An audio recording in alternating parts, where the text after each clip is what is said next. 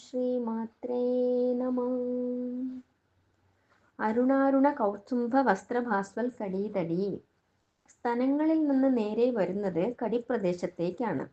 അരുണാരുണ കൗസുംഭ വസ്ത്രഭാസ്വൽ കടീതടി. കൗസുംഭം ഒരു പൂവിൻ്റെ പേരാണ്. ആ പൂവിൻ്റെ ചാറിന് ചുമപ്പ് നിറമാണ്.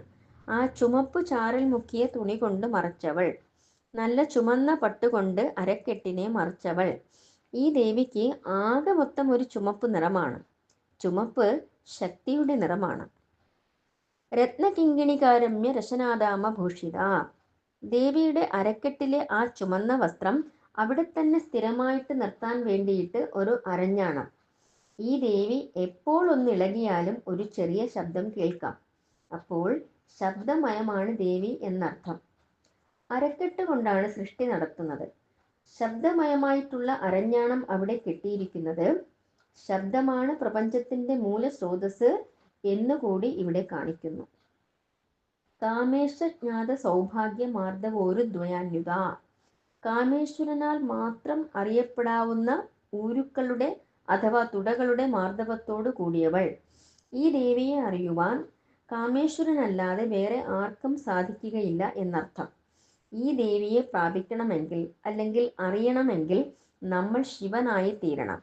ശിവനാൽ മാത്രം ആരാധിക്കപ്പെടാനും അറിയുവാനും യോഗ്യതയുള്ളവൾ എന്നർത്ഥം.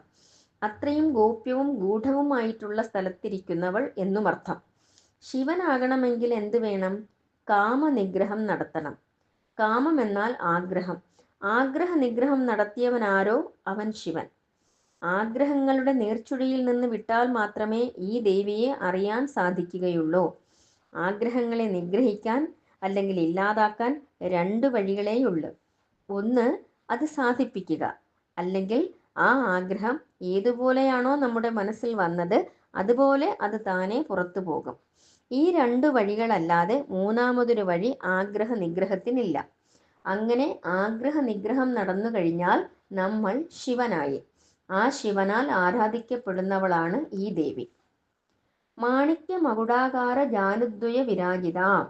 അരക്കെട്ടും തുടകളും കഴിഞ്ഞ് ഇനി ദേവിയുടെ രണ്ട് മുട്ടുകളെയാണ് വർണ്ണിക്കുന്നത്. അത് മാണിക്യം കൊണ്ടുണ്ടാക്കിയിട്ടുള്ള മകുടം, ഒരു പ്രത്യേക തരത്തിലുള്ള കിരീടം വച്ചിരിക്കുകയാണോ എന്ന് തോന്നത്തക്ക തരത്തിലുള്ള അത്ര മനോഹരമായതാണ് എന്നർത്ഥം. അത്രയ്ക്കും ചുമന്നിരിക്കുകയാണത്. ദേവിയുടെ ആകെ സ്വരൂപം ചുമപ്പ്. അപ്പോൾ ചുമന്നിരിക്കുന്ന മകുടത്തോടു കൂടി രത്നങ്ങൾ കൊണ്ട്, മാണിക്യമാകുന്ന രത്നങ്ങൾ കൊണ്ട് ഉണ്ടാക്കപ്പെട്ടിട്ടുള്ള മകുടങ്ങളാണോ എന്ന്